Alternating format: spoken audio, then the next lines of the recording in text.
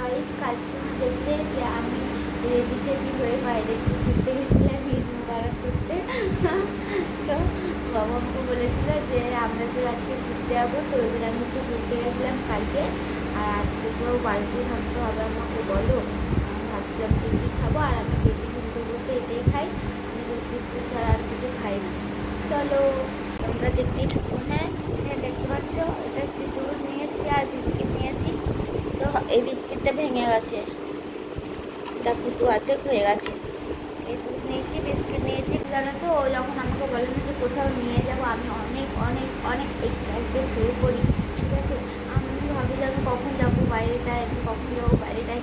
আগে না আমি ঘুরতাম, হ্যাঁ বিয়ের আগে, বাট এখন কোথাও যেতে পারি না। জানো তো শ্বশুর ঘর হচ্ছে একটা এমনই বন্দি জিনিস, মনে হয় যে আমাকে তালা মেরে কেউ চাবি নিয়ে পালিয়ে গেছে। সত্যি বলছি, মনে হয় যে আমাকে বাড়িতে তালা মেরে দিচ্ছে, ঠিক আছে, যে চাবিটা নিয়ে পালিয়ে গেছে। আর ওটাই তো ওরকম হয়। আর যদি বাইরে যদি বলি না বাবুকে যে একটু মায়ের বাড়ি যাবো, তখন আমাকে বকে, বলে যে যেতে হবে না, সবসময় মায়ের বাড়ি কিসে, সবসময় মায়ের বাড়ি কিসে। আর আমার শ্বশুর আছে বাবা, ও বলে যে সবসময় মায়ের বাড়ি কিসে, সবসময় মায়ের বাড়ি কিসে। আর আমার আমি যদি কোথাও চলে যাই তাহলে আমার শাশুড়ি অনেক খুশি হয়। শাশুড়ি হলে এরকম কেন হয় বলে তো।